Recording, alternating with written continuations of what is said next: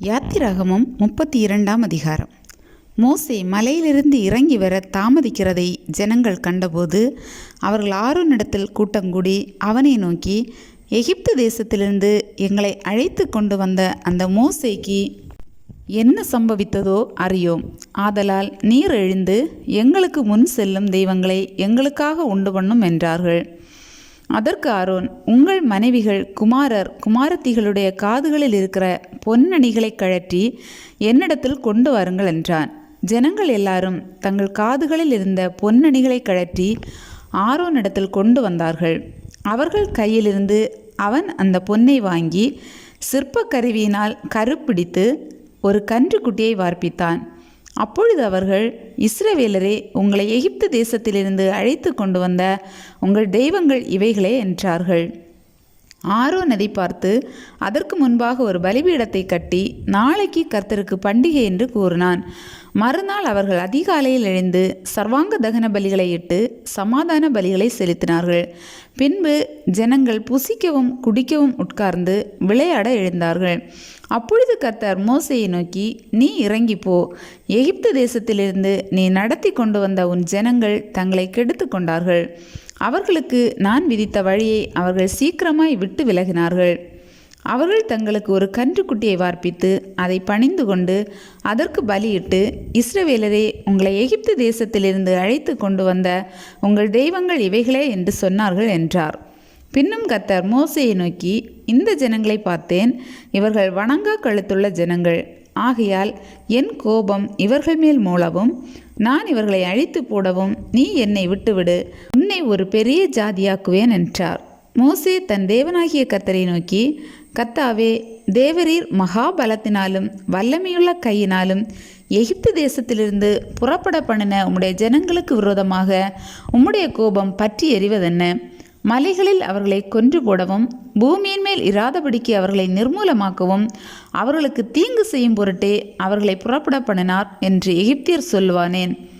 உம்முடைய கோபத்தின் உக்கிரத்தை விட்டு திரும்பி உமது ஜனங்களுக்கு தீங்கு செய்யாதபடிக்கு அவர்கள் மேல் பரிதாபம் கொள்ளும். உமது தாசனாகிய ஆபிரகாமையும் ஈசாக்கையும் இஸ்ரவேலையும் நினைத்திருளும்.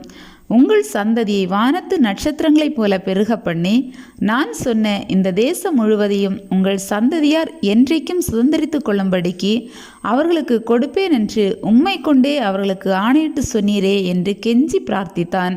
அப்பொழுது கர்த்தர் தமது ஜனங்களுக்கு செய்ய நினைத்த தீங்கை செய்யாதபடிக்கு பரிதாபம் கொண்டார். பின்பு மோசே மலையிலிருந்து இறங்கினான். சாட்சி பலகைகள் இரண்டும் அவன் கையில் இருந்தது.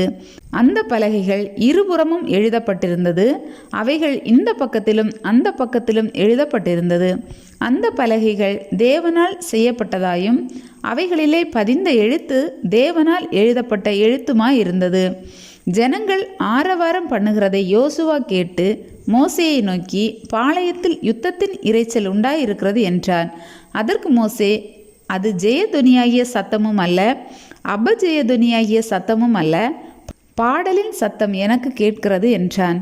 அவன் பாளையத்துக்கு சமீபித்து அந்த கன்றுக்குட்டியையும் நடனத்தையும் கண்டபோது மோசே கோபம் உண்டவனாகி தன் கையிலே இருந்த பலகைகளை மலையின் அடியிலே எறிந்து உடைத்து போட்டு அவர்கள் உண்டு பண்ணின கன்றுக்குட்டியை எடுத்து அக்கினியில் சுட்டெரித்து அதை பொடியாக அரைத்து தண்ணீரின் மேல் தூவி அதை இஸ்ரவேல் புத்திரர் குடிக்கும்படி செய்தான்.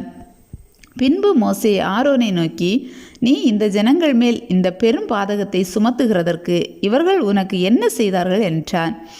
அதற்கு ஆரோன், என் ஆண்டவனுக்கு கோபம் மூளாதிருப்பதாக, இது பொல்லாத ஜனம் என்று நீர் அறிந்திருக்கிறீர்.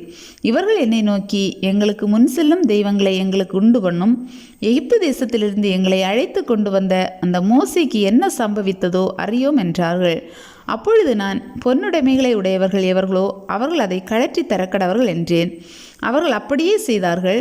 அதை அக்கினியிலே போட்டேன். அதிலிருந்து இந்த கன்றுக்குட்டி வந்தது என்றான். ஜனங்கள் தங்கள் பகைவருக்குள் அவமானப்படத்தக்கதாக ஆரோன் அவர்களை நிர்வாணமாக்கி இருந்தான். அவர்கள் நிர்வாணமாய் இருக்கிறதை மோசே கண்டு பாளையத்தின் வாசலில் நின்று, கர்த்தருடைய பட்சத்தில் இருக்கிறவர்கள் யார்? அவர்கள் என்னிடத்தில் சேரக்கடவர்கள் என்றான். அப்பொழுது லேவியின் புத்திரர் எல்லாரும் அவனிடத்தில் கூடி வந்தார்கள்.